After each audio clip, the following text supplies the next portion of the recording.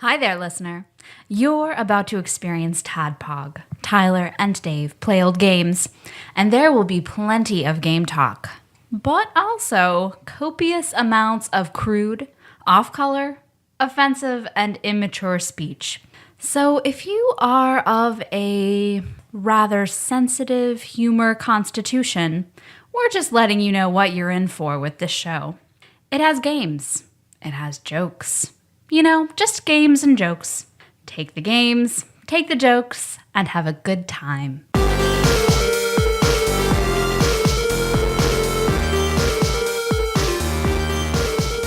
Hello, Internet, and welcome one all, to another TADPOG podcast. You sounded like you really meant it that time. I did. Sometimes you don't. I'll do it like an altar call at a Southern Baptist church. What is an altar call? That is where they have throughout the service, they have scared you into coming down and accepting Jesus into your heart. Like, what do you mean, come on down, like you come to the stage? Yep, basically. Okay. Yeah, because all the Southern Baptist churches will have like an altar that the second step is high enough for you to kneel. Okay. So service, songs at the end, and the preacher will come down in the front, and after typically the fire and brimstone, they'll be like, better come up here, you're going to hell. This is probably your last shot. You'll probably die on the way home. Car accident, horrible, interstate picnic on your way home. Yep. Yeah. That's all Heaven's Gates and Hell's Flames, that show. That's all it was people right before they were all dying at the end of the scene. Every one of them, like 6 scenes, they're all dead at the end. And either they accept Jesus or don't. I do not know what you're talking about. What was this? It's this traveling like play that will travel to churches, and they host them and put on this play with the members of the church. Really? Brandon and I did it for like 3 or 4 years. What's it called? Heaven's Gates and Hell's Flames. Do you think they changed the name after the Heaven's Gate thing? This was, oh man, it was around the same time. So I remember like making jokes about it. They were like, we don't give a shit. Yeah, no. Those guys are going to a comment. I mean, people are dying anyway, no matter what. So then the preacher comes down and come up here and you can pray. And so you go up there and you lean down and pray at the altar in front of the choir and inevitably the big cross behind that. And then you tell the preacher like, hey, just got saved. And then you have to stand there until it's over. Then he announces what you just did. Everybody cheers for you and you go home. So this is a long process. Then you make an appointment to get baptized. So, like, how many times do you have to get baptized? I got baptized twice. Okay. That doesn't seem like an excessive amount. Well, I faked it the first time because I just wanted to get dunked in the water. What do you mean, how do you fake a baptism? You say, yeah, I got saved. Did you really? Yeah. When can I get baptized? When can I go in the water? So wait, that's the thing. So like doing the altar call thing, like going up, like that is the being saved part? Yeah. So you go up to the altar and then you do the prayer to come, Jesus come into your heart. And that's it. Okay, but you did it for real though, so you're okay. Yeah, the second time was for real. First one, no, not so much. First time, I just wanted to go in the water because my friend went in the water. It looked like a lot of fun. It was hot outside, so I was like 6 or 7 maybe. My parents were all like, "Really? Yeah, totally. Jesus is in here. Let's go get in the water." So you didn't get baptized as a baby? Nope. Not. So that's not a Southern Baptist thing. Nope. Okay, all right. Okay, I would go so far as for my parents who have many times said it's ridiculous. Yeah. To baptize a baby. Yep. Huh. Well, my parents didn't say that. Yeah. Neither did I when Kenna got baptized as a baby. So. Now I don't know. It was a weird thing, like when Henry was born, because they asked. They're like, "All right," or they didn't really ask. They just kind of like came into the room and they're like, "All right, we're gonna baptize your baby." And I was like, no, no, he's gonna stay here. He's fine. This hospital is called Baptist. That's what we do. I know, right? That's why I was surprised that that you were baptized at 6, baptized at 6. I just assumed all the babies got thrown into the holy pool. To prevent them from going to Dante's Inferno. Mm-hmm. You don't want them in limbo. I played that level. Yeah, I fought all those babies. All those in that babies game. with sickle hands, unbaptized babies in that game. That'll go in the show notes. Mm-hmm. If I have a pencil. This is good podcasting. Yeah. I'm reaching behind me. I'm getting a pencil so I can out of a sandwich bag. Yeah, that's where I keep all my pencils. Loot Crate hasn't sent you a sweet ass pencil bag yet. They have actually. Dude, You're like, garbage. I'd rather keep the Ziploc. it's over here somewhere. Yeah, I didn't even fuck with it. Another TADPOG podcast. It's a show that happens twice a week where just two old guys talk about old games. This week, we got a special delivery last week. Yeah. Someone went out of their way Massacir. to send us the game. I mean, yes, Matt Barger sent us games like years and years ago, and we haven't done all those yet, but still. But he's a personal friend of mine, so I can do that. Yeah. I can be completely inconsiderate to his feelings. iTunes user Massacir, on the other hand, I don't know personally, so I feel like we have to. Yeah, we have have to. to do this. Whether we want to or not. Which, spoilers, in case you didn't notice, we traded baptism stories at the beginning of this episode, so maybe in the not wanting to do this column. I'd rather tell me about your baptism. Yeah, No, just fine. Just tell me a lot of like just Southern Baptist minutia. Just go ahead and tell me. I'm very interested. Super interested. I'm pretty sure I'm going to turn my life around. So he sent us Mick and Mack's Global Gladiators. Mick and Mack as the Global Gladiators. So it's an advergame. He wanted us. He got in while we were still on the advergame kick. It is an advergame, and I wanted to. I had to correct you on the name because the name of this game is awful.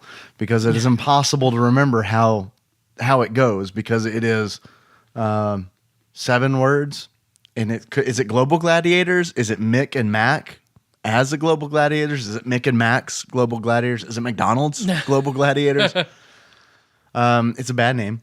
Because it's starring the same kids from MC Kids. That NES gem. So they're back again. Because we asked for it. They are more ethnically ambiguous in this game. Because they switch back and forth? Well, I mean, the children themselves are more ethnically ambiguous. It's not like white guy and black guy.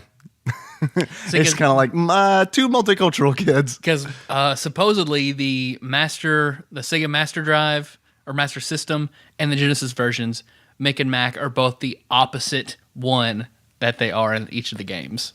So wait, they flip the kids? Yeah, Mick is Mack and Mack is Mick, depending on the Mega Drive or the Master System. Why are you saying that? Yeah. I don't know, but it sounded like a riddle. Yeah. But first, I'm your bearded host, Tyler. And I've got the third installment of the Reddit's Trials by Fire. Great. Sticking with it, huh? And Googling Reddit, I just Googled Reddit, and then this story came up. Just after I'd read it and space, this story comes up. So, Colby. God. I don't know. I don't know what that story is about. I haven't read that one. You look it up and break your own heart. Okay, this one from an Ask Reddit thread stating, throwaway time. What's your secret that could literally ruin your life if it came out? So this sounds pretty tame. Yeah. Yeah. So this was it's a 3-year-old thread. The highest thread, well, I don't know if it's even the highest, but 5,500 upvotes from user Linfect, which I'm sure is throwaway. Surely it's not his real account where people could find out who he is, but how should I read this, Dave? It's a secret that could ruin your life. Mm-hmm. Can you read it as Maxwell Smart? It's been a long time since I've actually seen. We'll see. I think you could do it. I've got faith in you. If you don't know, if you need like refreshing, let me tell you, it's the exact same voice as Inspector Gadget. Like it is 100% the same. Oh, so same voice. French Stewart. Yeah, I've seen Inspector Gadget too. Yeah, French Stewart. Yeah, just like French Stewart. just like the squinty guy. American sweetheart, French Stewart. Cousin died when we were both 17. There was a reception at his house just after the funeral. I went into his room and stole all the money that was there. Took all other valuables that his parents wouldn't realize were gone. No one knows I did this. They just assume he didn't have any money in his room, only loose change. I don't regret it, but I admit I did it. Also, my cum box.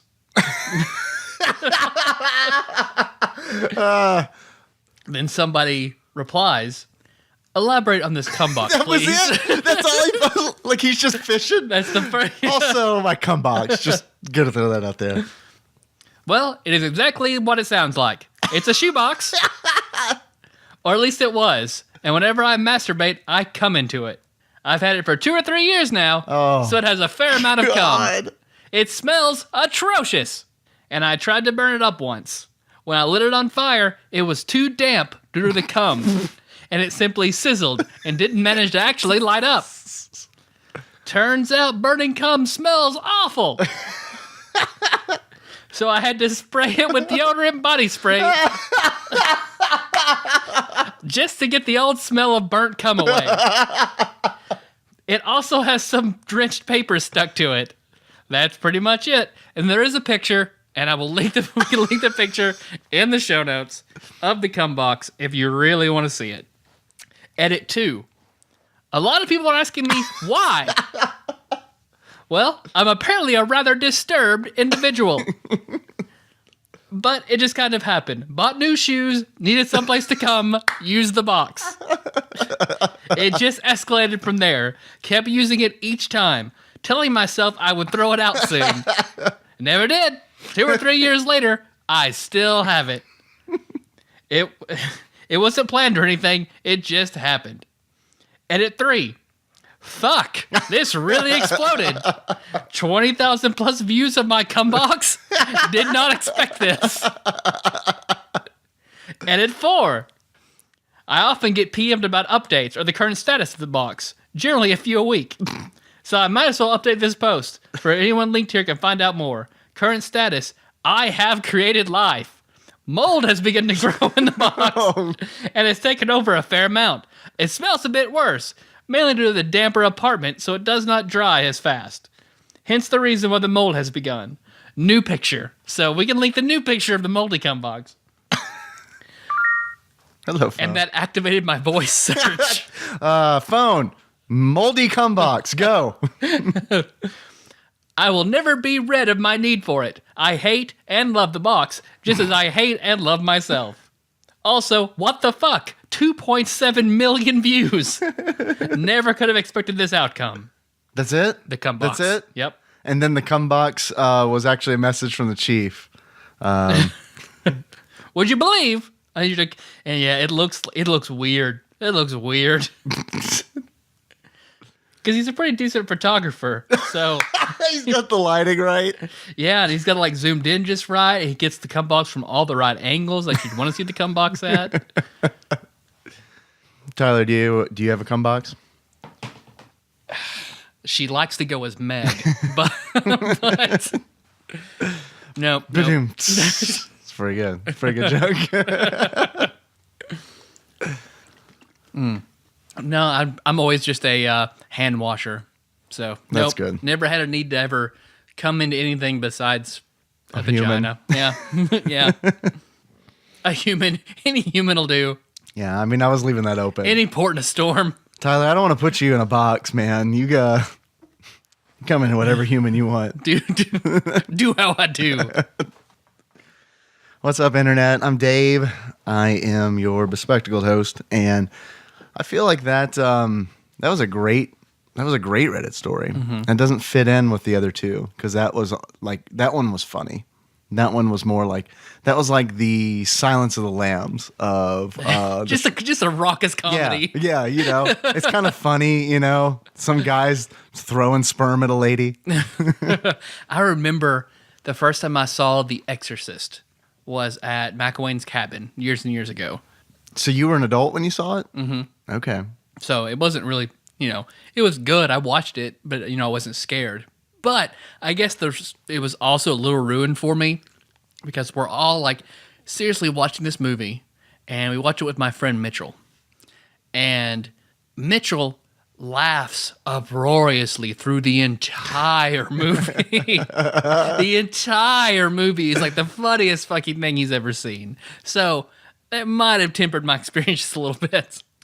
Well, I'm talking about the Steve Martin rendition of Silence of the Lambs that he did right after Cheaper by the Dozen. The Jerk, yeah. The Jerk. It's a good movie. The Jerk's a good movie. No, I love The Jerk. There's that bird watching movie he did with Jack Black.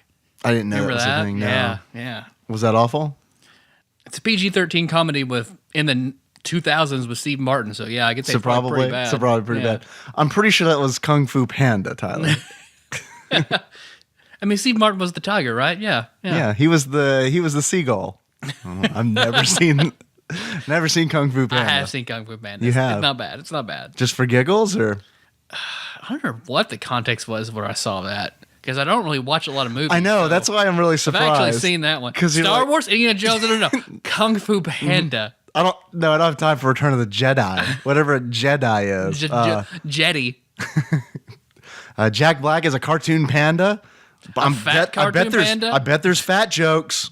I bet there are. I bet it's part of his karate. He uses his big belly. I was trying to think of McDonald's stories because this is a McDonald's game, Tyler. Mm-hmm. The only thing I could come up with, of course, we've talked about the fantastic McDonald's food transformers. Mm-hmm. We talked about that a long time ago. Those are probably my favorite McDonald's toys. But I also was reminded of another set of toys that I completely forgot about. I saw them on Reddit. I know you and I subscribe to a lot of the same subreddits. You may have seen it too. But someone come on clothes. Yeah, coming on clothes. Come on, get the name right. Someone had posted the old Super Mario Brothers 3 toys that McDonald's had. And I remember having almost that complete set and seeing those toys totally lit a nostalgic spark inside of me. I do not know how much he paid for them, so I figured for my intro, I would look for these toys on eBay. You're just gonna look for That's just what I'm gonna do. Okay, Super Mario Brothers 3 McDonald's toy. I don't expect to get all of them. Just a few. Tyler, they've got the Happy Meal box that these toys came in. Looks pretty good. It's in pretty good shape. It is also bringing back some memories. It's in very good shape. It's $12. $12 if you'd like that for TADPOG NX. Okay. The Super Mario World toys, not interested. Okay, here we go. This is pretty good. I was missing Luigi. All right, I had 3 of these. I was missing Luigi. They've got a lot of 4 on here for $24. That's better than I thought. I figured they were probably going for like $20 a pop. Yeah. They've got the Mario that he's on a spring with a suction cup, and you push him down, and his ass attaches to the suction cup, and then as it often does. I also subscribe to that subreddit. And then finally the suction gives, and because he's on a spring, he jumps. Man, now that you said that, I do remember that now. They've got the paratrooper Koopa that has the enema that's connected to the bulb that you pump. You know, it's like a sneaker pump, and every time you pump it, his legs move, so you can kind of just move him along. The toy you're disappointed when you get. Okay. I liked him. Yeah. Yeah, I liked him. But it was because I was really into Turtles at the time. It inspired you to ass play. Yeah, exactly. It was my gateway. And then they've got the Goomba. That amazing suction cup technology on these toys. The Goomba, where you may remember this, he also had a suction cup under his chin. And the top part of his body is hinged to his feet. You suction cup his chin to his feet, and then eventually that suction cup gives. McDonald's, the R&D team was like, you know what's really shitty in all of our toys? Suction cups. How can we leverage this? Let's make a line of toys where the whole action revolves around the suction cup failing. All right, brilliant. Ned. I think I fucked up. I bought 8,000 suction cups. What can we do with these? Well, no, we're cool. We're cool. Do they work? I mean, sort of. I mean, they're really cheap Chinese suction cups.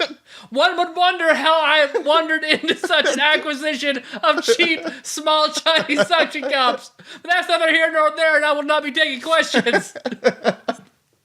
And that is the story of how the Super Mario Brothers 3 line of toys at McDonald's came to become the Ned line. So the suction cup on the chin gives, and then the Goomba does a backflip. I don't know if you remember that one. These are pretty cool toys. Yeah. And then there's Luigi in a cloud car. I don't know. I didn't own that one. I don't know what the fuck that does. It kind of looks like he's sitting. He just looks like he's sitting on a cloud. I bet it's like you pull it back and it'll click, click, click. Oh, and then it goes forward. I would imagine. They ran out of suction cups, I guess. I don't know. So the item condition, Tyler, is in gently played with condition. So it was up someone's ass. Yes, exactly. But it looks like they'd had the decency of at least putting them in a condom first. So gently as opposed to roughly. I swear, if I had any of these up my butt, I'd just die instead of going to the hospital. I wish you had even said go to the hospital. If I had one of these up in my butt, I'd just die. Well, until the suction cup gives, I guess. Then you are dead. Then you are dead, definitely. Did you know that McDonald's has its own secret menu? I've heard of the secret menu. This is not real, right? Or is it real? I mean, I didn't ask for it by name, but I have ordered the McKinley Mac. What is the McKinley Mac? The McKinley Mac is where you order a Big Mac, but you ask for 1/4 pound patties instead of the little bitty shitty patties that they give you. Why is it called the McKinley Mac? I guess President McKinley was a beefy man. Yeah. I don't know. Supposedly, like in Alaska, it's on the menu. So, but here is a complete list of the McDonald's secret menu. I've heard of the McGangbang. I think we've actually mentioned the McGangbang. McGangbang is also on here. So the McGangbang is one of let's see, and for a good reason. It combines two of the best items in the Dawn menu into one perfect burger. Simply order a McDouble and a McChicken. The McChicken sandwich is placed directly inside the juicy McDouble, buns and all. So for $2, you've created a tasty sandwich. Wait, I mean, you've just mashed two sandwiches together. Yep. Two pretty not great sandwiches. It's a secret. Let's see, there's the 2 cheeseburger meal, which isn't always on the menu, but you it's can not? ask for it. Yeah. The All-American. What is that? The All-American is simply a beef patty, ketchup, and pickles. I don't know. No bun? Oh, and a bun. Okay. And a bun. The Big McChicken.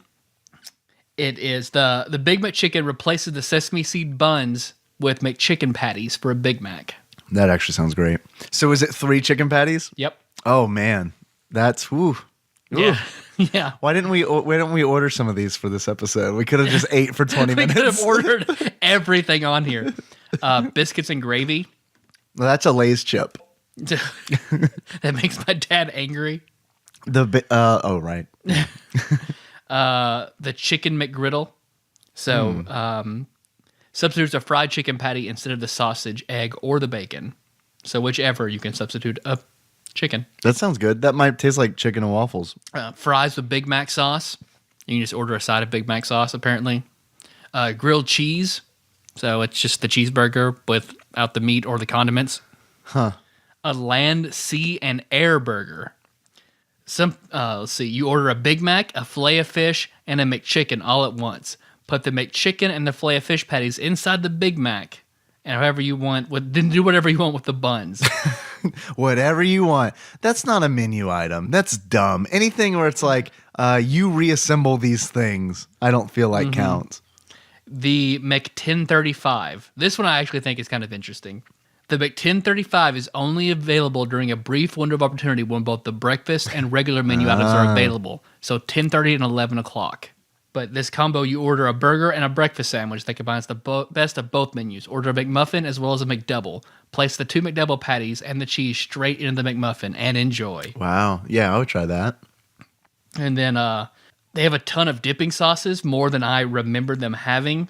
But apparently they have all of them on hand, and you can order dipping sauces for free. So the Chipotle barbecue, creamy ranch, honey mustard, hot mustard, spicy buffalo, sweet chili, sweet and sour, tangy barbecue. What's your go-to? Ketchup. I don't really like any other sauces. Ketchup Yeah. with chicken nuggets? Yeah. Really? Yeah. All right. I've never seen you look at me like I'm crazy. All right. I come in a box. Yeah. I get that. Yeah. I do. I get that. Ketchup on McNuggets. Are you fucking insane? The McLeprechaun shake. So you can only get that whenever the Shamrock Shake is in. Shamrock Shake, and you have them combine a chocolate and the other one, the Vanilla? no chocolate The Shamrock Shake? Shamrock, Oh, okay. Shamrock and chocolate. You're not allowed to do that to me. The chocolate and the other one. The other one, because it's just his leprechaun. I never get the Shamrock Shake ever. So I've never had it. I thought it was going to be. This could have been a fun game where one of us guessed what the other one is.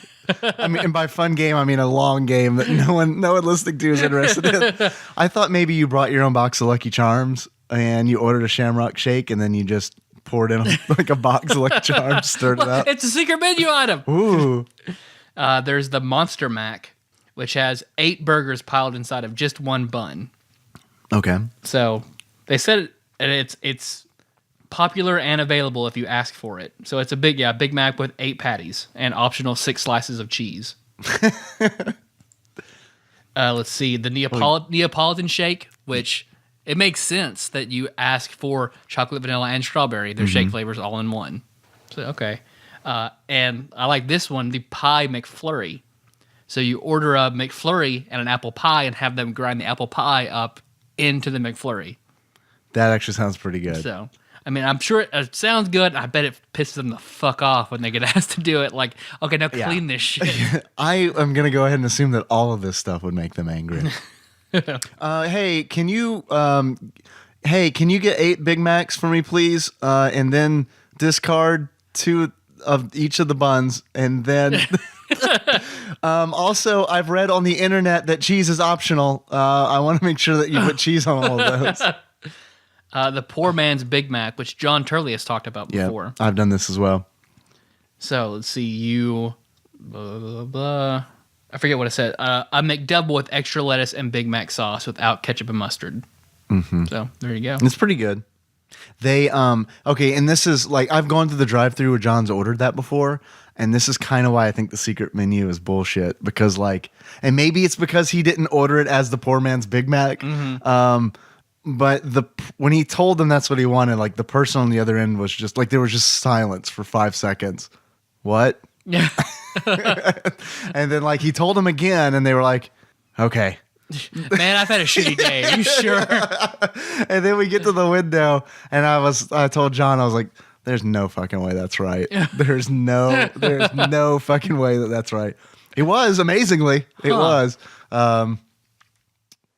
Apparently, a root beer float, vanilla ice cream, and root beer. They'll do that for you if you ask.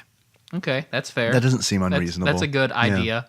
The strawberry eggnog shake. So whenever they have the eggnog at the end of the year, then you can just combine the eggnog shake and the strawberry shake. There you go. More McDonald's stuff. Here's the other thing, man. Like, here's another reason I don't believe this is true. Like this, because I've gone through Wendy's before, and I have asked for a spicy chicken sandwich with the I can't remember what it's called, like the Monterey Asiago sauce or whatever. Yeah. I've asked for that on there, and once again, it's just like that 5 seconds of silence. I'm gonna have to charge you for both sandwiches. Is that okay? No, no, that's not all right. Just give me the number 6, and we'll call it a day. No, you're gonna. All right, no. Maybe instead of the secret menu, they should call it the millionaires menu. Because when you order the 8-stack Big Mac, you're paying $45 for it. So you want to talk about this game? Kinda. Yeah, sorta. I kind of do. Can I play something for you? Please. I'd like to play something for you. This is, in case you haven't played the game, which of course everybody has. Everybody. It's silly for me. It's a Christmas classic. You've watched that Rudolph movie with the dentist, and then you play Global Gladiators. The game starts up, and I had this queued up, but the YouTube app just completely got rid of it. So I need time, Tyler. I need time. Come up with secret menu items. The good cheeseburger, and that is where you go somewhere else. It's where you move to a city that has an In-N-Out burger. Yep. Or I guess a Red Robin. I hear those are really good. I need to try one of those. I've never had a Red Robin. I'm looking forward to Shake Shack because Jacob, after our fast food episode where Jorge said that he thought Shake Shack might be better than In-N-Out Burger, Jacob's like, there's a Shake Shack here in Atlanta when you come down for Dragon Con. I was like, perfect. That sounds like a good Thursday excursion. I'm down. So before we actually go into the hotel and do shit, we'll go to Shake Shack. Because when Dragon Con's in town, fuck the diet. Fuck it right up its ass. I'm so glad to hear you say that. Yeah. I am so glad to hear you say that. I'm not going to fucking worry about it. Because that has run through my mind where it's like, I'm going to feel real bad eating all this garbage food in front of Tyler, but I'm going to do it. No, I'm right along with you. Like I will not hold back on the 3 meals. Well, 2 meals I'll have to have every day. But like my snacks will still be like water and protein bars or whatever. But like the food court, it's fucking on. I'm getting fried gyoza and pho and whatever else. I'm going to have an upside down food pyramid the whole time for Dragon Con. Yeah. All right. Thank you for filling that with content, Tyler. I have pulled this up. I want to say right off the bat, because I don't want Virgin to sue us. This music is from Mick Mack as the Global Gladiators. This is the intro music. So there you go. And you can't sue us because we're going to commentate on it. So there's also that. So fuck off. Are you ready? Yeah. Cool. Are you ready? Awesome. Yeah. Ouch. The 90s. Yeah. Yeah.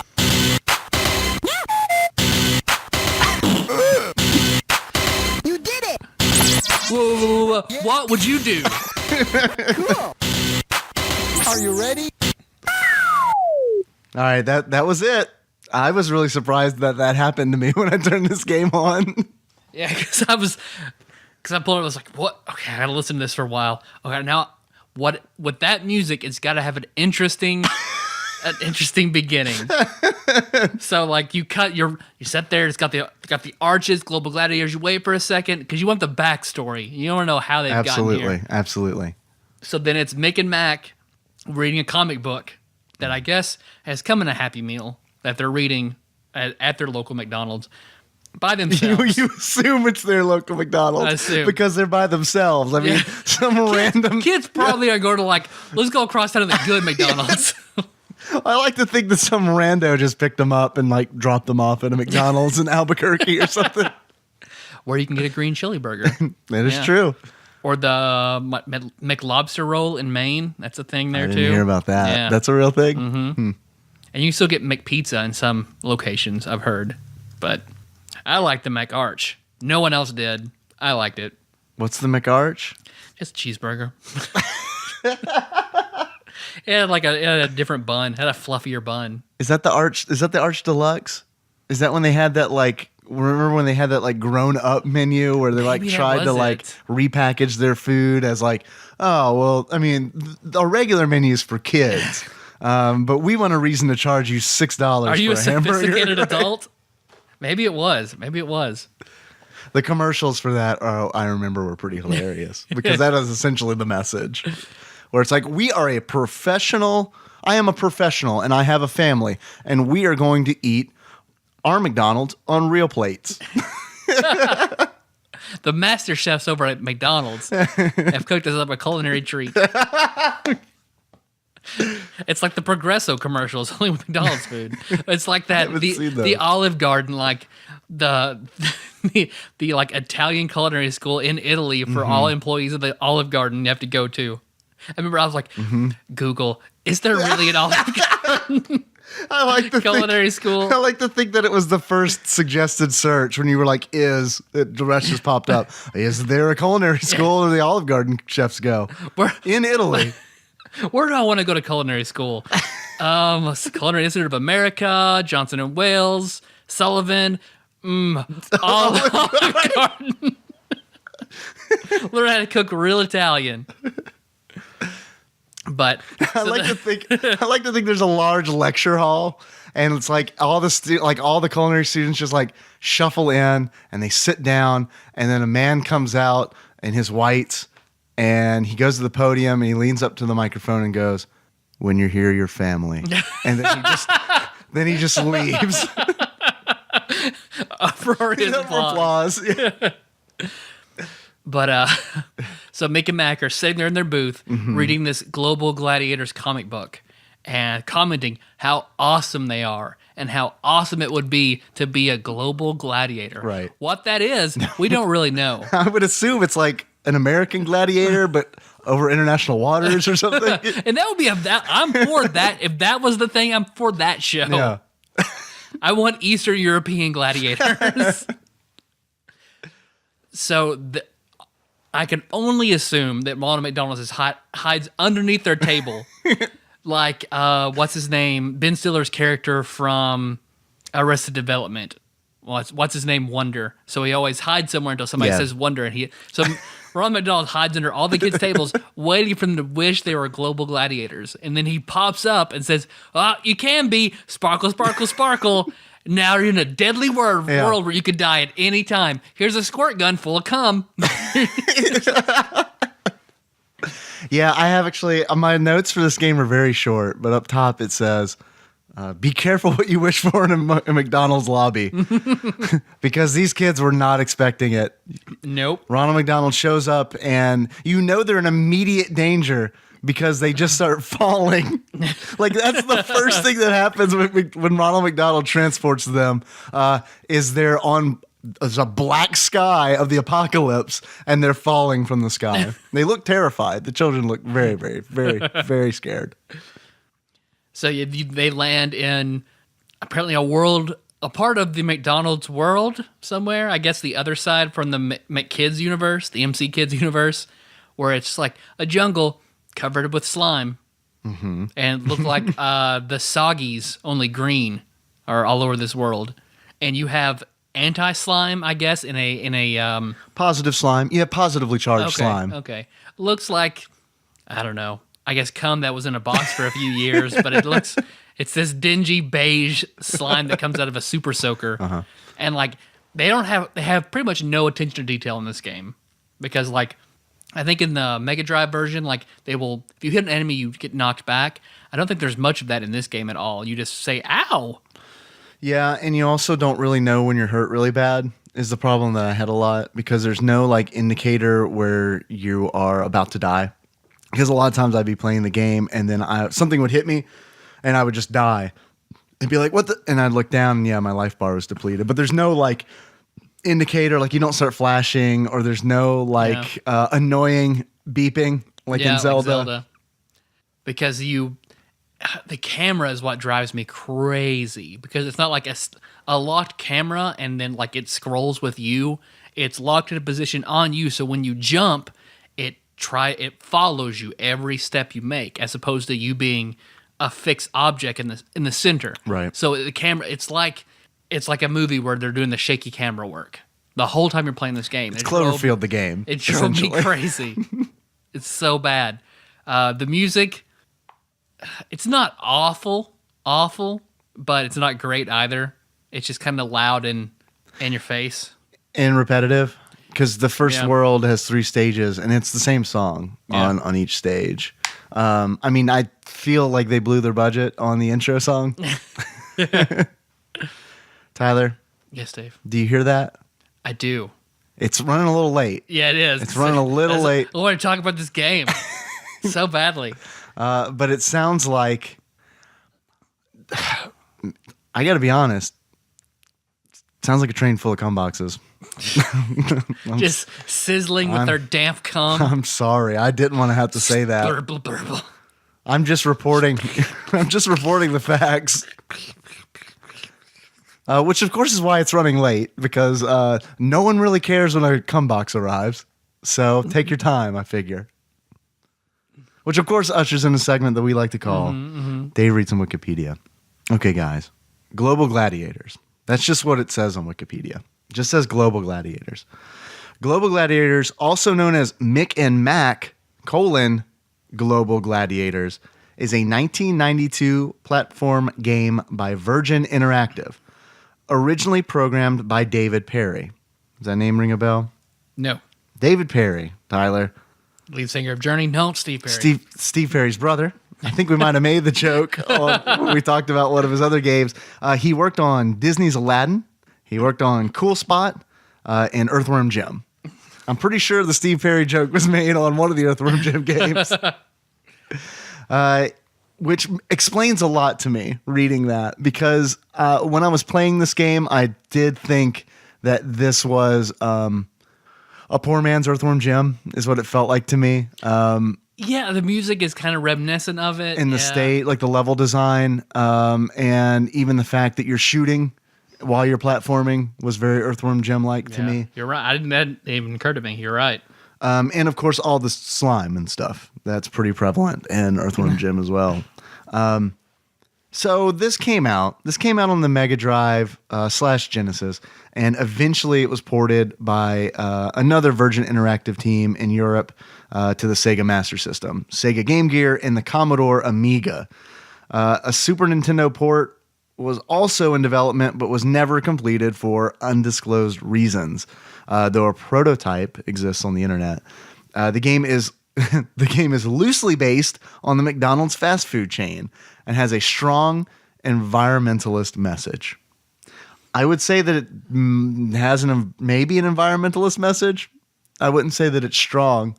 It would have. I would not have thought this was an environmental game. It had to be explained to me, honestly. Like, I didn't know that it was until I read somewhere that it was, and I was like, "Oh, okay. Well, I guess that kind of makes sense." A Game Boy port of the title was also fully developed. God. Thank God.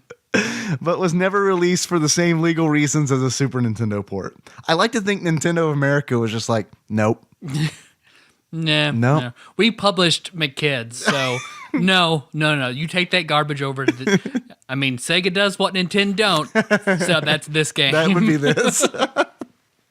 In the single-player game, the player controls Mick or Mac, whatever you want, through 4 worlds. Slime World, Mystical Forest, Toxie Town, and Arctic World. Each world has several substages where the character must collect a certain number of golden arches to advance. They are guided in their quest by Ronald McDonald. Not really. Not really. He sucks them into this world and then goes to the end and waits for you. Who appears at the beginning and the end of the game.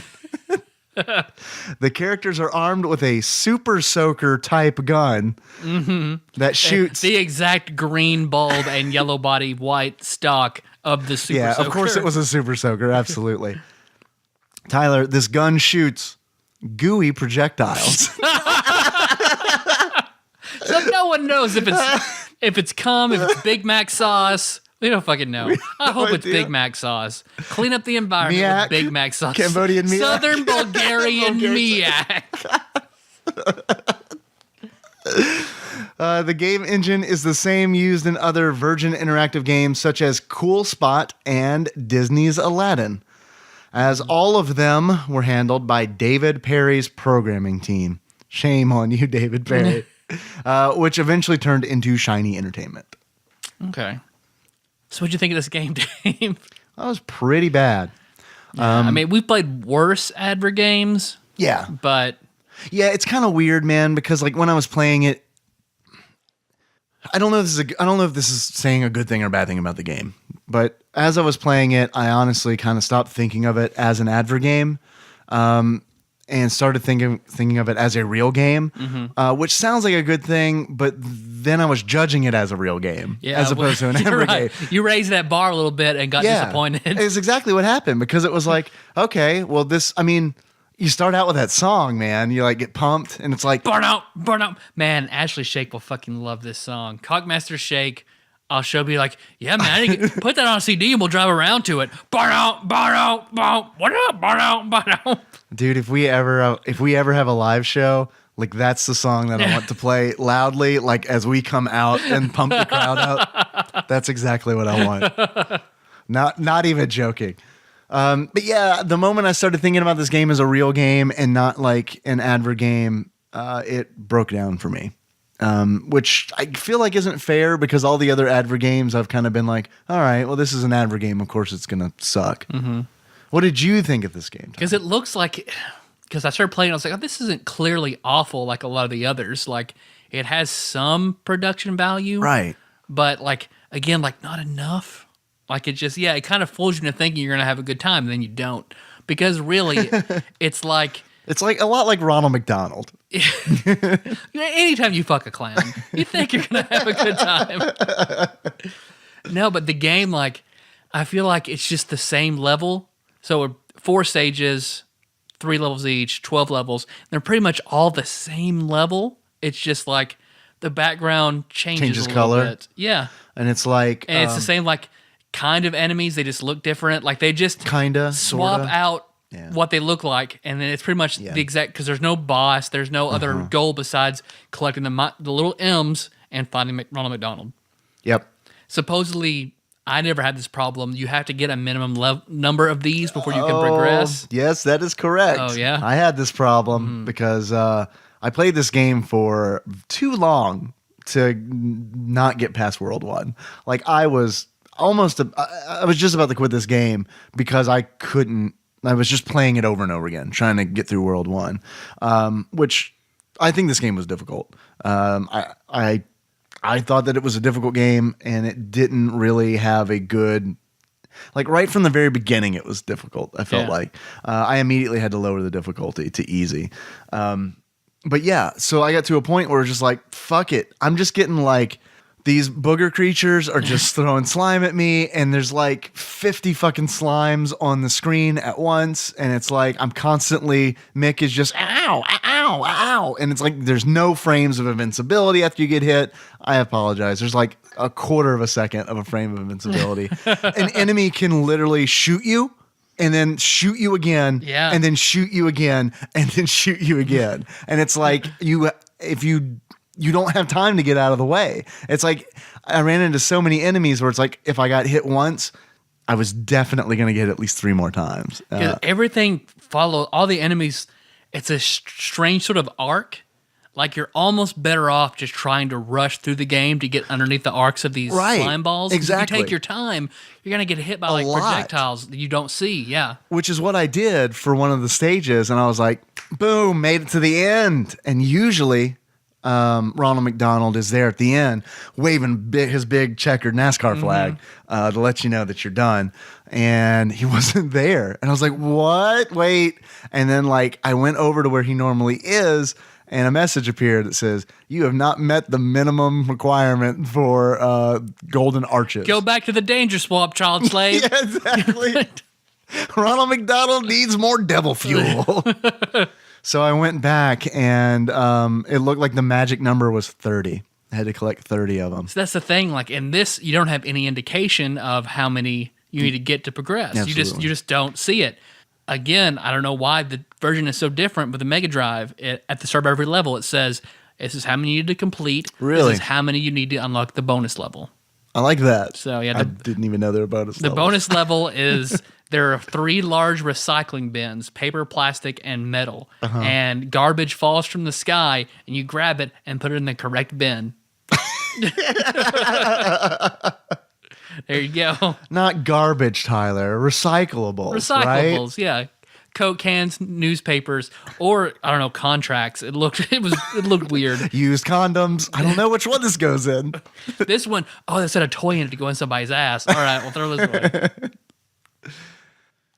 And I thought this game was like, I don't understand why even make advert games? Why even make something like this if you're just not going to make it good? Like, if you want people to come to your advertised product, make a really good game. Yeah. I mean, in this era, making a solid, like, fun platformer, like, trying to do that now would be, I think, near impossible. But back then, you very easily could have done it. I think someone could do it today, like, and spin it like, hey, we developed this game in the 90s and never released it. Of course, they just recently developed it. But I think that would make, like, a big splash. Like, if somebody did that, like... So California Raisins, which wasn't officially released, makes a comeback on the PS4. I don't know about raisins, but like I feel like Taco Bell could do something like that, and it's We made a game about the Taco Bell dog. We didn't release it. Exactly. Yeah, like I mean, I'm not gonna lie. If I heard that news, I'd be like, "Are you fucking shitting me? They made a Taco Bell dog game, and I would check that game out. I wouldn't go to Toys R Us and drop $60 on it. Pull your $60 card, man. Give me. I could buy 60 tacos, but instead, give me the game about it. What's sad is I could buy 60 tacos that cost Taco Bell $4. Yeah, man. Places I used to work, sitting down, even like a restaurant like that, and doing cost breakdown, especially of appetizers. Yeah. Like I don't, unless whoever I'm with really wants an appetizer, I stay away from appetizers just because I know like what goes in an appetizer, what they, charge you, it's ludicrous. Like where I used to work, an order of hummus and chips cost 27 cents, and we charge $7.50. No. Were you allowed to bring your own? No, I'm not hummus. I'm fine. I'm just here for the ambiance. I'm good. I also brought all my food, which that would have been a great McDonald's story. When I was a kid and my parents were going to go to a Chinese restaurant, I exclusively brought McDonald's to that restaurant. That is the only way that they could pacify me, was to go buy McDonald's first and then go to the Chinese restaurant. You see, we're getting a new Chinese restaurant in our town. No. Yeah. No, I didn't. It's over by the Christian bookstore. Where is that? By Toys R Us. Oh, okay. Which I only know that because I went by there today because I was just like, I'll just go by there and see if they have any amiibos that I want. Very, very happy. The Christian bookstore? The Christian bookstore. They have the Jesus amiibo. Yeah, the Buddy Christ. At Toys R Us, I was very surprised to find a Toon Link. Toon Link? Toon Link. All right. He's hard, which is a rare one to find. Cool. You don't find him very often. And Kirby, which I'd never seen Kirby anywhere before. Awesome. So, picked up those two. What is the Chinese restaurant? It's like CHN. So they just abbreviated Chinese to be cool. So CHN restaurant. Cool. Yep. That's exactly what we need, is another Chinese restaurant. Because here's the thing, is when you want to eat some kind of foreign food, in Paducah, you can choose Mexican or American Chinese. I'm sorry, American Mexican or American Chinese. Yep. Like that's pretty much it. You can go to Hananoki, I guess, and get overcharged for them just to throw food at you. Right. We need an Indian restaurant. Yeah, we do. We had one, and it was terrible.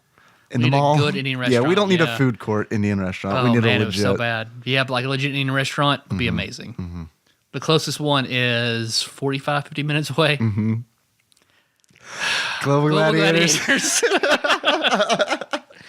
Enough of that tangent. Yeah, just because, no bosses, it's just...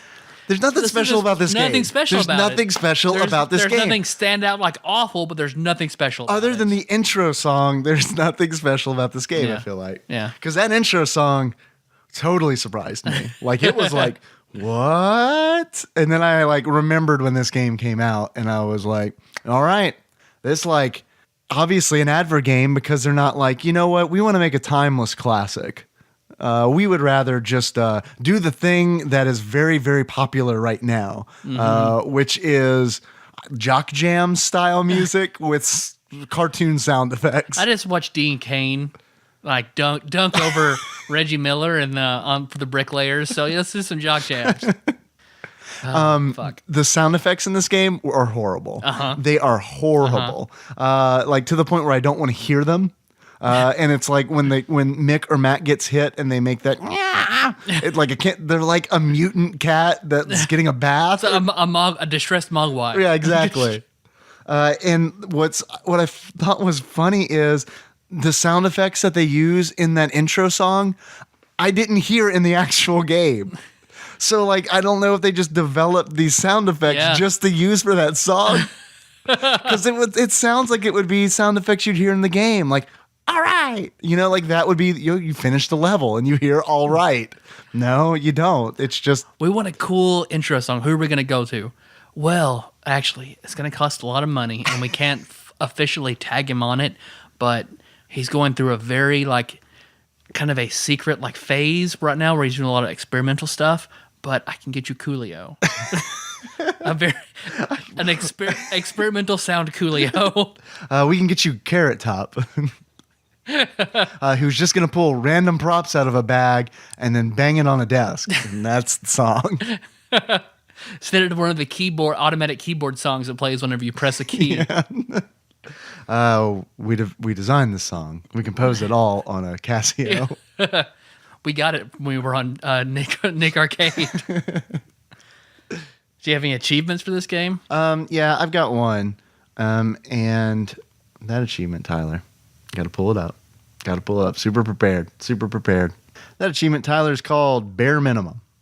In order to achieve Bare Minimum, you need to collect only enough arches to complete a level, which I did. I found out it was 30 because on that level, what happened was I had 26. And I was like, okay. I went back and I grabbed one arch because there was like a group of arches nearby. And I was like, I want to know how many it takes to get to the end.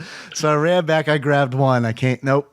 Went back, grabbed another, came back. Nope. And eventually on 30, it let me through. Do you have any achievements, Tyler? I've got one. I've got Dash Rendar.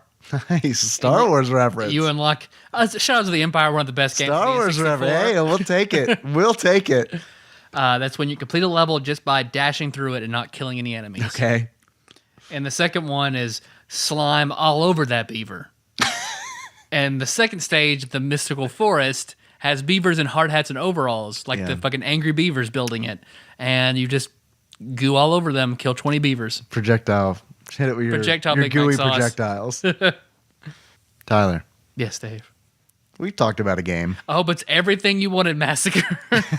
Everything. I'm like, you held in your hands and paid money to ship this to us. Yeah. And it's everything you wanted. I do feel kind of bad about that. I do feel a little bad. Maybe he's like, I want them. This is gonna be awful, right? I really like. That's the only way we're gonna come out of this without losing a listener. Without him pulling his Patreon support. Yeah. Tyler. Yes, Dave. It's been an episode. Mm-hmm.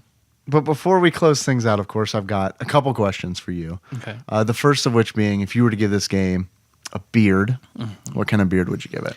I would give it the beard of translucent slime that covers Neo whenever he activates and rises out of his pod. Yeah. Okay. That's gooey. There you go. Yeah. That there's probably all kinds of things in there. Some sort of substance. Yeah, you don't know what it is or what it does. You know what you don't know about those movies is when they put you in those pods as a baby, there's nothing in it. It's just your own. It's just all your stuff. It's just all your stuff. It's every bit of it. That's actually what they use as fuel. It's not the human body. It's the things that you excrete in that pod. Yeah, just all your natural juices. Yeah. Tyler. Yes, Dave. If you were to give this game a pair of glasses, that sums up how you feel about it. Mm-hmm. What kind of glasses would you give it? I kind of want to go with a slime theme. Right. So I like it's that. Still when Dennis Nedry gets the acid slime spit in his face. Yeah. But only like one of his eyes. Just one. Because it's not like two eyes abominable, but like one eye and it's really painful and you can barely see before you die. But just like one eye. But you're probably gonna get buzzed on your way out. Yeah. So there's that. I like that. I like the theme. Yeah. A lot. You could have gone with like a coming on glasses thing. Coming in a box. Yeah, coming in a box. Then looking through it like it's glasses. Putting it on your face like it's a beard. I'm surprised no one asked that guy what was in the box. Like, I feel like there's a whole nother like tilt that story could have gone where it's like if someone asked, what was in the shoebox? I don't know, old family photos. Or we had my sister's dead gerbil. Right. That's what I was waiting for. I want to see if I can make it float. Those two other stories you read earlier were really, really awful compared to that. Tyler, I've got another question. Mm-hmm. I want to know, how much is this game on Amazon? Used. Specifically, how much is this game on Amazon? How much do you think Massacir pulled out of his pocket to get us this game? $4.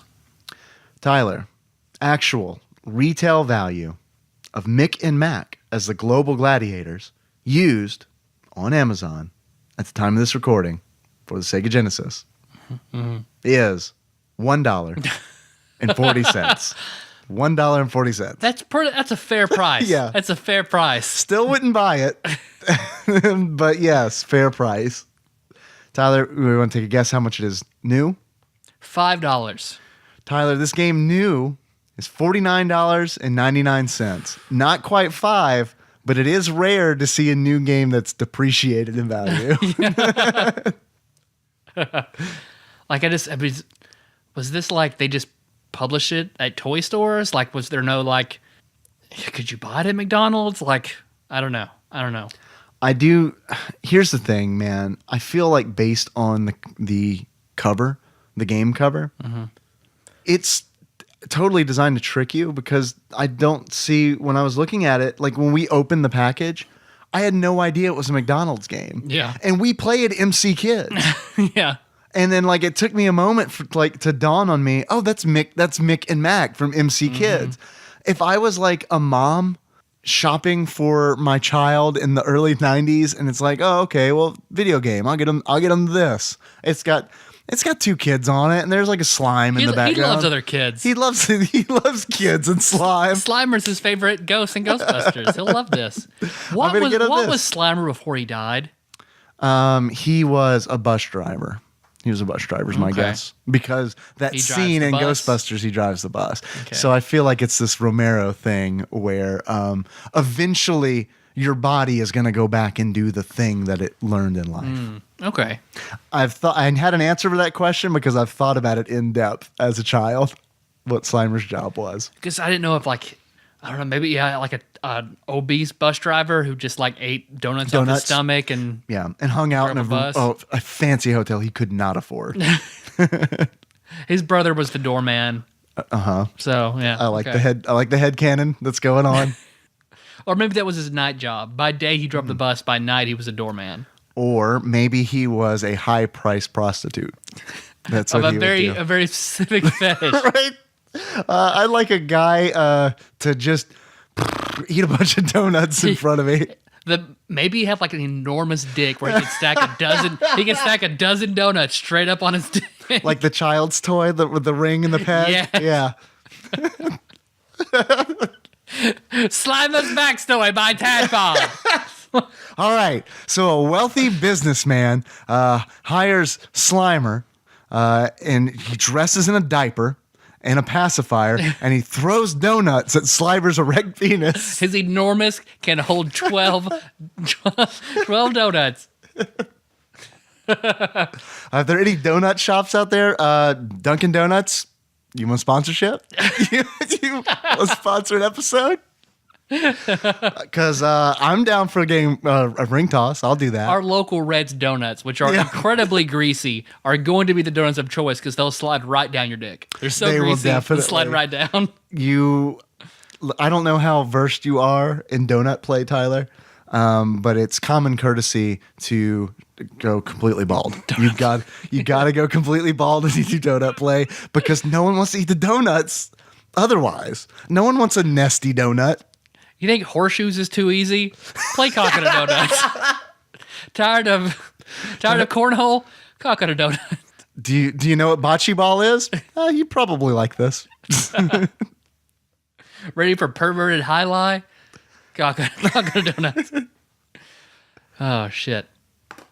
We got some time if you want to take some calls. I do want to take some calls. I feel like we need to do it as not only a service to our listeners who are dying for more calls, but a service to us because we can't keep up with the volume. Every time we do an all-call show, by the time another all-call show rolls around, we have more calls than we began with. And there are two calls I'm anticipating. One, I'll tell you now, is from Taryn, who said she called us right after she got high from having some dental work done. Okay, so I'm ready for that one. The other one, the secret call, I'm not supposed to know about, but I do know about it. Very much looking forward to it. You can't tell me? I don't want to tell you. You can, but you don't want to? I can, but I don't want to. Interesting. You want to gauge my reaction? Yeah. Do you have any idea how long ago the secret call happened? A few days ago. So Tyler, so 2016, we're probably going to get the secret call. And not understand what they're referencing at all. God, I hope it's Jacob's dad. All right, here we go. You remember how we ended? Do you remember how we ended the last all calls? Dennis? Yes. Okay. We ended with Dennis. Here is probably a call that we should have played that episode. It's Dennis again. Hey, guys. I realize now that you've answered the question, hopefully. I never answered my own question. So, anyway, I would say that I masturbated too much in public, which is not enough in the morning. Oh, no. I would say just the right amount in the morning, but not enough on, like, someone's face. So, I think that's the right answer. But it's just too hard to pin down one. It's a fluid thought. That's what I mean by philosophical. It kind of says who we are as sexual beings. Or maybe I'm looking too much into it. Like I said, it's a long fucking drive. I'll talk to you later. Bye. I'm really glad that was played completely out of context. Because I am not going to lie. You know, Tyler, that I forget everything that happens on the show. Mm-hmm. I don't remember what his first call was about. So, like, the listener who might not have listened to the All Call show. Who probably didn't listen to the All Call show. Is probably just as confused as I am. Mm-hmm. All right. It's been a long time coming. We got a text that I have to read. Mm-hmm. This is from 515, who says, "Hey, Tadpog, how's the year 2043 treating you guys?" Pretty good joke. Pretty good joke, 515. Thank you very much. I'll have you know that you sent that in late June. I don't feel like we're doing too bad. You're 2 month late. Let's see. We got another call. This is from 815. Tadpog, while driving in my car and catching up on back episodes, I was just listening to Banjo-Tooie. Actually stopped it during Dave's bear quiz because Teddy Ruxpin is not a bear. He's an Iliop. There's a big difference between a bear and an Iliop. You guys should know that you've done goofed. Tyler, what's an Iliop? I feel like it's the same sort of. He's a villain in Superman who you can only get him to go back to his original dimension by tricking him into saying his name backwards. I think you might be maybe confused. Maybe. Pretty sure that's Teddy Ruxpin. I'm pretty sure Teddy Ruxpin was a Superman villain.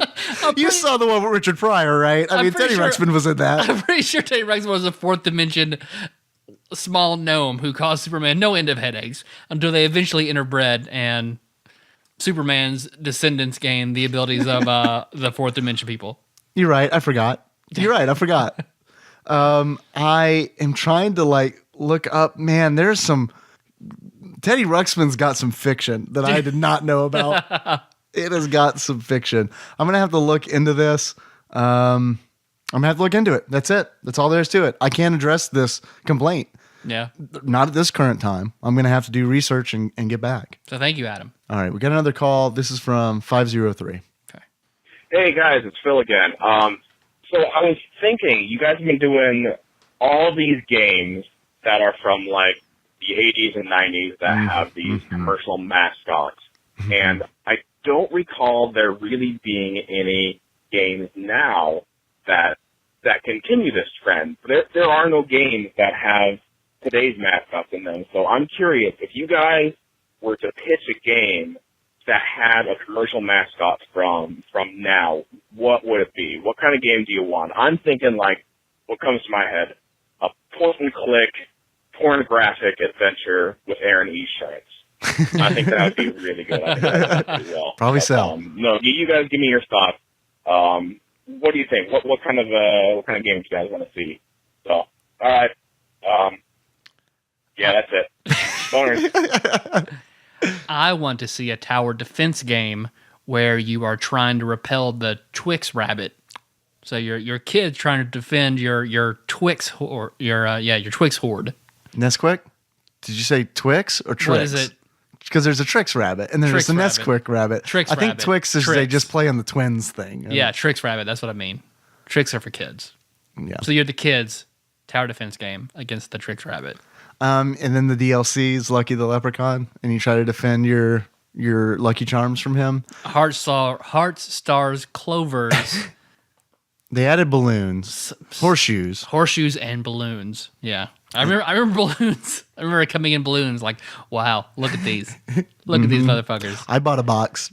when the balloons came out. I didn't, but I think balloons came out when I was like in middle school. Yeah. I certainly asked my mom to pick up a box. Mother, could you procure me a box of Lucky Charms, please?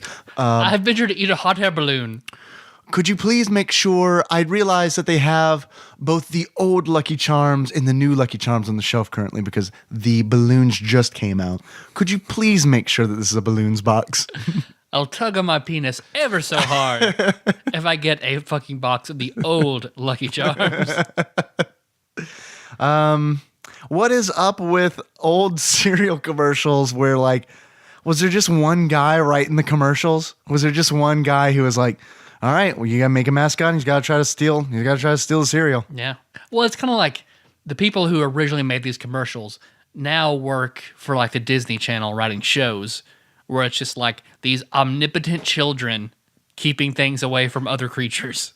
Because you watch it, that's the thing. Like I haven't watched a Disney show I worry in a about while. showing Kenna Disney shows just because like every Disney show is omnipotent child, stupid adult, where the adult like fucks up and the kid has to call them on their shit and the kid's right. That's just this is Disney Channel. That's all we do. That's our thing. Yeah, we're so Raven. Raven's always right. Please tell me that show's still going on. No, it's not. It got really weird. It got real dark. But you got the Tricks Rabbit, you got Lucky, fucking Barney. Barney is always getting Fred's Pebbles. Mm-hmm. There's probably more. I feel like Cocoa Puffs? Is the bird always after Cocoa Puffs? Yeah. Me want honeycomb also. Uh-huh. What's up? Come on. I want a dark procedural. A cereal commercial is what I want. Okay, so here's what I would like. This is kind of stealing from Phil a little bit. Because Phil actually gave me this idea because we were talking about Papa John's the other night. So now I'm thinking about a Papa John's game, which I think he even mentioned. But he didn't say what kind of game it would be. But I was thinking after we talked, it would be cool to have like a Papa John's game where you're Papa. And it's just Diablo. The game is just Diablo. It's just instead of the warrior, you just Papa John. That's it. There's nothing else changes. There's nothing about pizza in the entire game. It's just all these demons and goat men and devils, and you're just Papa John. Fucking John Schneider, I think is his name. I don't know. God, see, you said that, it made me think of done in the same style as Sword and Sorcery. Okay. But you're Papa John sitting in his home office at his desk making money, and like you have to wander through your mansion and sit down at your desk, and your son wanders up, and you press A to ignore him. And you do that a whole bunch until a producer comes in, and the producer is like, "We need to make a commercial, and we think they'd respond well to your son being in it." And then during that commercial, make sure that's the first time you talk to your son. So it's really awkward on camera. I've linked this commercial before, and I'll put it in there again. Will you do it again? Because it's horrible. All right. It looks like it has to be a child actor, or he has never interacted with his son ever. So that's the game. I guess another one could be. I can't remember the company I can't remember the car company that did the commercials for Michael C. Hall. He did a voiceover for, it might have been Ford. I cannot remember, but I'm going to include him as a mascot now. And it is a murder simulator where you play Dexter and you exclusively drive, Ford cars. And no, the game is called Dark Passenger. Perfect. It's a first person murder simulator where every now and then you look over to your right and in the passenger seat, it's you. It's just a shadow version. See, is it just Grand Theft Auto, only you're always in a Ford car and you're Dexter and you're just running over people? That is it. Please only play it after the Papa John's Diablo game because there's a lot of like intricate tie-ins that you're not going to get unless you finish the Papa John's Diablo. I was impressed. I'm playing Persona Q on the 3DS right now, and I was very happy to see a callback to Catherine in the game. Really? They're at a fair playing fair games, and they're having to use BB guns and knock over these statues for points. Yeah. And they're all sheep Catherine Sheep, except for what's his name. Nice. He's got the horns and his pillow, and they knock him over and win a prize. Nice. So I'm so glad you told me you were playing that earlier. I'm so glad that you're actually playing a game that you just want to play. You know, Yeah, like that, it's like fun. makes me feel good. I love that. I love that you're finding joy in your life. No. Don't. I've been playing a lot of Heroes of the Storm. Okay. I'm definitely playing things that I enjoy as well. All right, let's see. We got another Thanks, call. Phil. Absolutely. Thanks, Phil. Looks like Phil called back. Let's see. Let's see what that's all about. I really hope that he talks about his Papa John's game that he told me about the other day. Hey guys, it's Phil again. I was just thinking after that call, I think I had a really good question there, but I think I worded it really, really shitty. No. I want to It's fine. apologize. No. It's good. That's probably just one I should have written down first before giving you guys No. a call up. Maybe rehearse it once or twice. You're good. But fuck, that's what you get for live unrehearsed bullshit from me. All right, smell you later. Phil, you're in luck. Live unrehearsed bullshit is this podcast. That is what Man, we do. ooh, it just fit in seamlessly. I do kind of want to play back his first call, and we just really critique it hardcore. Oh my God, I can only imagine. Jeez, can you? We would never hear from him again. Do you believe he's a writer, Tyler? Do you believe it? Just the phrasing here. Oh my God. It's like, I can't even, what is he asking? No, Phil, unrehearsed bullshit is what this is all about. So thank you. This whole show is Conan during the writer's strike. That's just Just a little bit worse. we're not spinning our wedding rings on the table yet, but still. All right, we got another call. This is from 757. What's up, TADPOG? This is Adam Long. I think you're going to have to dedicate a whole call show to my stupid sounding voice because I call so often and I'm a little far behind. So We're able to pause it. Adam, I want to let you know, of course you realize by now that we did title an all-call show after you. I want to let you know that we did not listen to this call. You sent this. And you only had to call us like 3 times for us to do that. Yeah, I know. Whew. You sent us this in late June, so I want you to know that you prophesized. You prophesized what would happen. And apologies. Looks like I'm going to have to start that over. what's up, TADPOG? This is Adam Long. I think you're going to have to dedicate a whole call show to my stupid sounding voice because I call so often and I'm a little far behind. So all of these calls are going to be so weird later on for other people who have been weeks ahead of me for so long. But I wanted to call and tell you a little bit about myself because I don't have Facebook or Twitter. So that way, you guys don't know who I am. So I figured I'd let you in on that. I'm going to call back after this. I'll leave you a little message about Mario Tennis. My name is Adam. I live in Virginia. I'm 30 years old. I'm getting married in September of this year, and I hope to one day be a church plant pastor at a church near a college campus somewhere here in Virginia and try to impact students with the gospel. So that's what I do. That's who I am, and I love video games. And a little story about myself for you to know is when I was a teenager and I was starting to get into what's the word they use nowadays? Oh, masturbation. When I would masturbate, I started to notice as I looked down that if I was looking at my dick as a sundial, it would be pointing towards 11. So if you guys ever meet me and we're all naked and I'm, aroused because I'm in the presence of you guys, it'll look like it's pointing at 1 o'clock. Because we're looking right on that. But I was scared to death because I thought that the reason why my penis was going off to that side is because I was only jerking off my right hand and I had somehow bent it the wrong way.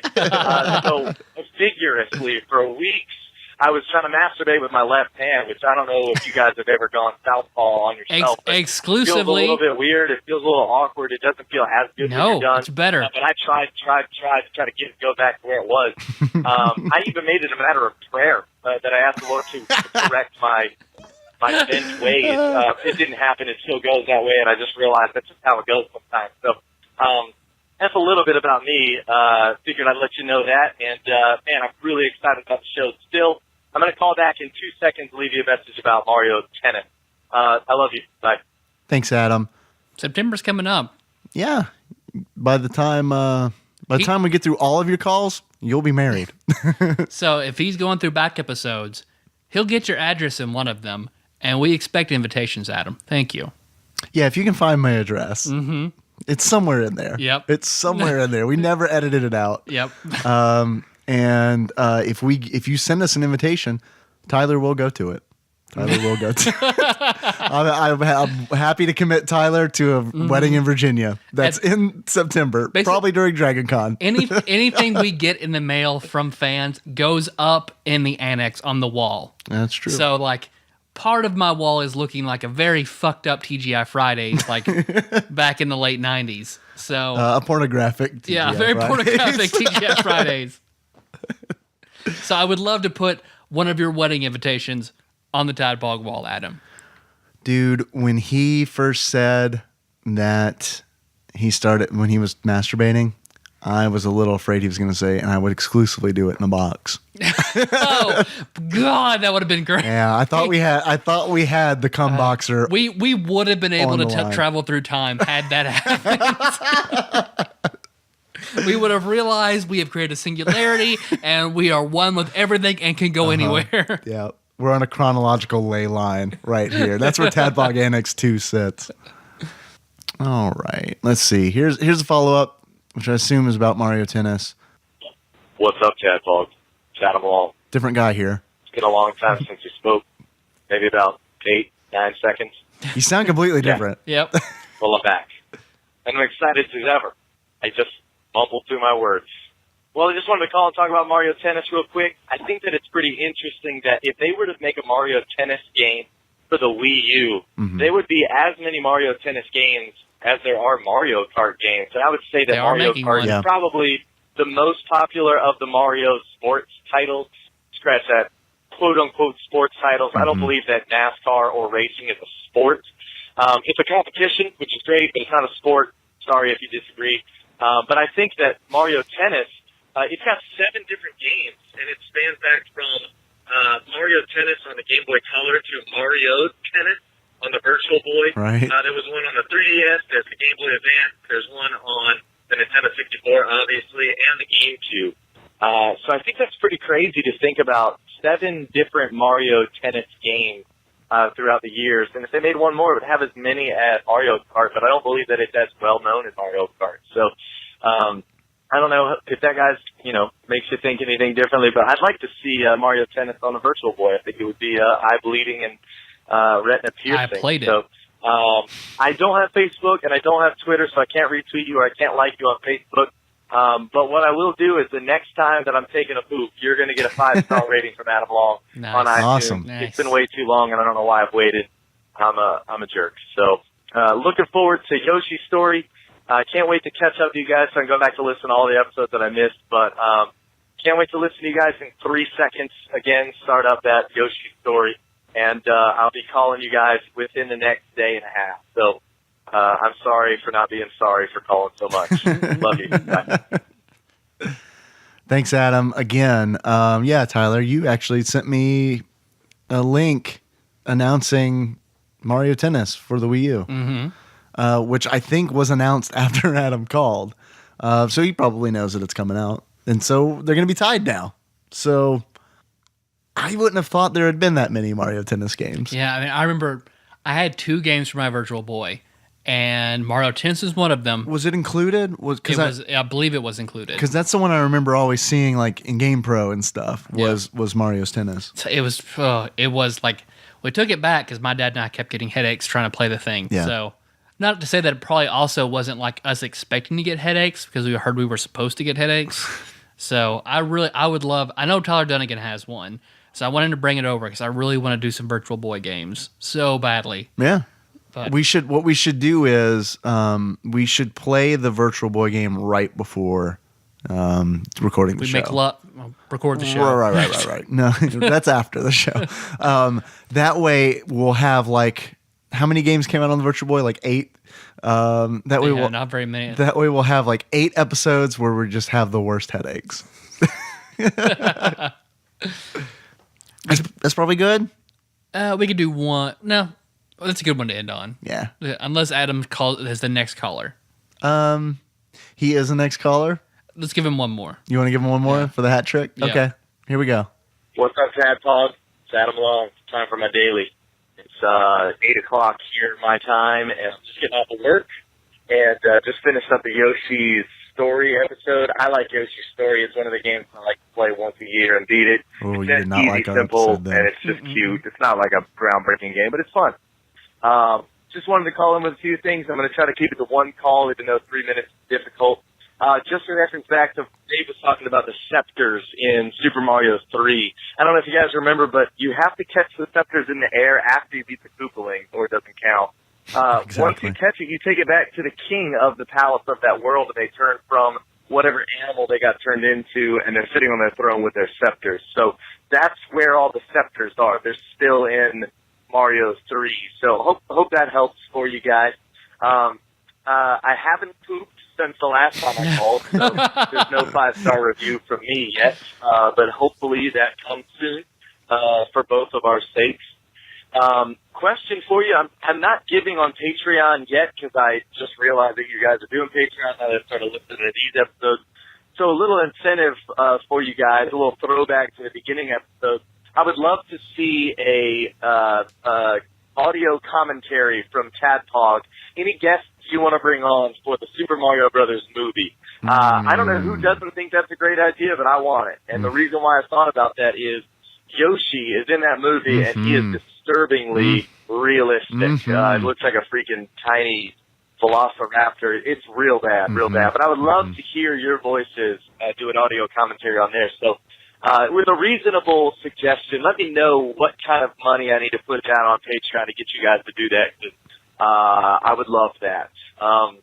Looking forward to the next episode of Star Wars Rogue Squadron. I've got a real awesome Star Wars story that's going to blow your balls off. So I can't wait to call in about a day or two. I don't want to hear that. Looking forward to it, guys. Keep doing what you're doing. You're doing great.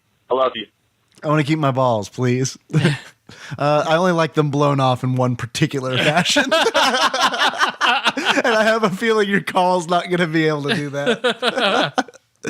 The scepters from Mario 3. Yeah. I got to tell you, I cannot find, if anyone out there listening can point me to a SoundCloud link where it's the music after you defeat the Koopa Kid and you collect the scepter. Please send that to me because it has like the best fucking bass line of like any Mario music ever. That would be awesome. I bet you didn't like the Yoshi Story episode. You sound like maybe he was okay with it. Yeah. That's still that game I'm not sure about. I'm interested in seeing Yoshi's Woolly World for the Wii U. Yeah. I mean, I will get it. I mean, I feel like I wasted my money on Yoshi's Island for the 3DS, but I'll still give the Wii U title a shake. So, Woolly Willy? Is that what it's called? Woolly Willy. Yeah. Okay. Yoshi's Woolly Willy. Man, the audio commentary. That's something that's a deep cut because we talked about doing that for the Street Fighter movie. Yeah. And did not get a response at all. It wasn't like a positive response or a negative response. It was just no one said anything about it. So I kind of got the impression where it's like, all right, no one's really super interested in us doing this. I'm down to do it. That would be a good series for Patreon donors. Yeah. If they're interested in doing commentary over video game movies. I'm down to do it. I love that kind of stuff. I'm sure Nicole would want to do that. I think absolutely that's who I wanted to bring in for sure. Just because she loves movies and she's watching so many of them. And we might be doing a podcast on movies. Okay. I mean, I didn't know if that was still a thing that she picked her title. So now it's just going to be web development is going to be the holdup. So that's not that bad. Yeah. I mean, I did nothing to get ours going. It's just a WordPress template. There's the secret. And it's free. Is she waiting on me? I don't know. I guess I need to text her. Maybe. Yeah. Hey, have you been waiting, Nicole? Have you been waiting 6 months on me? I hope not. You should have said something. She said, no, I just need to watch more movies. It's fine. But thank you, Adam. We'd love you too. Yeah, absolutely. And as far as like how much you'd have to give, just whatever. Honestly, just whatever. we're really bad about getting things going, I feel like, because like even like doing this twice a week for me is tough. So I don't know how soon I could do something like that, but I am totally interested in doing like audio commentary on movies. Like how would we? So it's playing in the background so they can hear it. They could actually hear it in whispers on the. That's another show, thing we got to or- figure out, because like there are other shows that have done it in the past. Like Kevin Smith has done it before, and some of the Impractical Jokers have done it, where it's set up like Pink Floyd Wizard of the Oz. It's like, okay, press play on the movie now. So there's no audio from the movie. I don't think we could do audio from the movie because I think we might get in trouble for that. Okay. So I think it would have to be one of those things where they have to have the movie and play it while we commentate. Okay. Or if you're super familiar with the movie, I've seen Super Mario Brothers and Street Fighter the movie like each once, Yeah. and I was like elementary, middle school. So. Same here. So hopefully they're streaming somewhere, because that's the other thing is I kind of hate to like do commentary on a movie that people don't have access to. Because Netflix, I guarantee you, only has like 2 copies of Super Mario. So, Because we could really call in Second Breakfast, do a crossover episode, because we could do a whole episode just on the story behind both of those movies, because they're both crazy. Yeah, all the shit absolutely. that went on behind the scenes and filming, and like both of those have like just such a crazy, insane, awful, and at the same time funny story. absolutely. I'm down to do it, especially if that would kind of get Second Breakfast going regularly again. Yeah. Because I love their show. I just wish it came out more often. Because I just actually put it together so that Jorge is currently staying with Phil from Second Breakfast right now out in California. Yeah. No, you're shitting me. I'm not Really? shitting you. Yeah, because Jorge he got a internship with KO Comedy and Right. had a week to get out there, so he just had to pack up his shit and just leave. Wouldn't have time to save money or make arrangements. Just went out there and sleeping in his car, doing open mics until he can get an apartment set up. So, Dude. so I called Phil. I was like, "Please take him in." He was like, "You vouch for this guy?" Yes, he probably won't molest your kids. So, give him a place to stay. So he's staying with him for like a week right now. Man, here's what I want. And man, I wish you hadn't told me that, because like I think it would have been great if like an episode of Second Breakfast came out tomorrow and Jorge is on it. It'd be like, wait a minute, what the fuck is going on? So if we do this crossover, then I will ask Phil to bring Jorge out and have him on Second Breakfast now, and we'll do like a crossover Super Mario. I'm down. I think that sounds great. Well, thanks for listening, everybody. You can find this show on iTunes, Stitcher, and SoundCloud. So don't miss the next episode. We talk about Mario Kart 64. Mm-hmm. That's what we're gonna do. There's 8 of those. Not well. We own 8 copies of Mario Kart 64. Is what I'm trying to say. We still have those 5-star iTunes views. We do. When you're taking a poop, give us one. It's fine. It's a good time to do it. Adam's gonna do it. He doesn't even have Facebook or Twitter.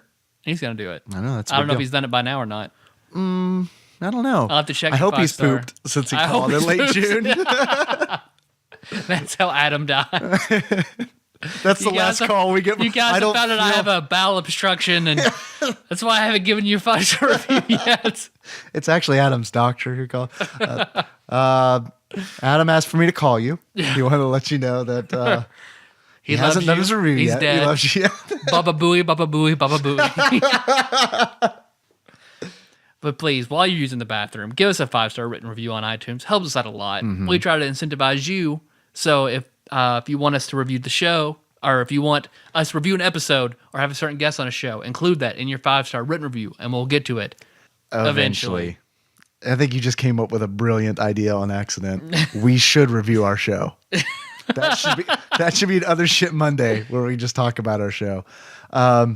And just, man, we are just so hardcore. We critique it like we do a Phil phone call. When we really do it when the mics are off. Don't worry, guys. Like Tyler said, we'll be back. We'll be talking about karts and Mario and 64s. In the meantime, you can always find us on TADPOG.com. That's where the show notes live. Man, we're going to have a cum box in the show notes. Want to see a cum box? There's 2 places you can do it. One of those is a little known site called TADPOG.com. Called Reddit. Called Reddit. Man, what sucked is I realized I ruined that joke like all right when I was in, and it was just like, well, all right, whatever. Hopefully Tyler will pick up the slack, which he did. You can also find us on Facebook. We're at facebook.com/TADPOG. There's a lot of cool people there doing a lot of cool shit. Adam's not there, but it's okay. There's some other people there. That is a good place to let us know how you feel about this particular episode. There will be a post, and let us know how you feel. Did you play? Are you a Global Gladiator? Can you tell me what kind of... I'm not going to say that there was any kind of government money involved, but can you, if you were to guess how much money the government gave McDonald's to do a game, an environmental game? I don't know. Were you sent to a death camp by McDonald's? You can find us on Twitter. Did you Anne Frank your way out of a McDonald's death camp? Let us know. You can find us on Twitter. We are at @TADPOG_podcast. It's cumbersome, I realize. Thank you for everybody who is retweeting us. I really appreciate it. You can call us if you want. If you want to be on the end of an episode that no one listens to, or a full episode that no one listens to, call us at 270-883-2555. You can also send us a text if you're shy, and I will read it, and I will fuck it up. Finally, we do have a Patreon. It's also a great thing to do while you poop, I guess. Hey, do you like spending $1 while you poop? Go to patreon.com/TADPOG. And that's where you can do that if you'd like to kick us a buck or two.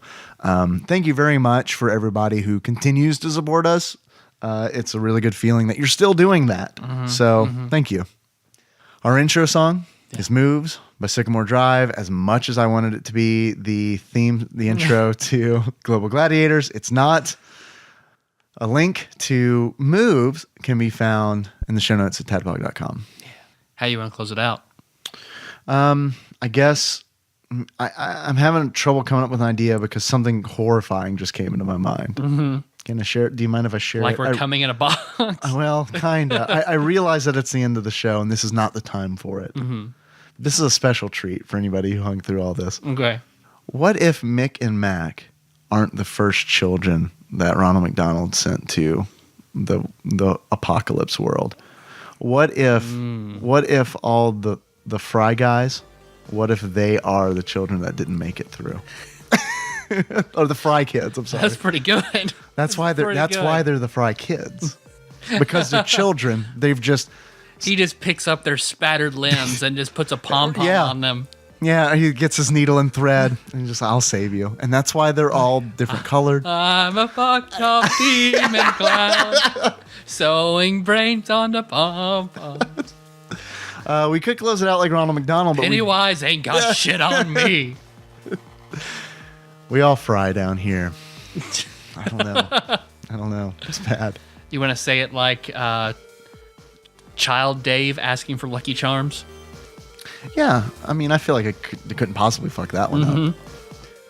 So until next time, Tropical Capricorn. It sounded like this my entire life. You didn't know that.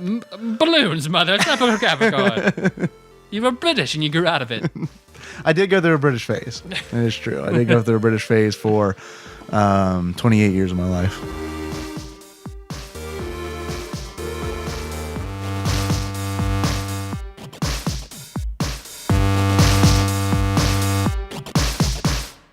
So thank you, Adam.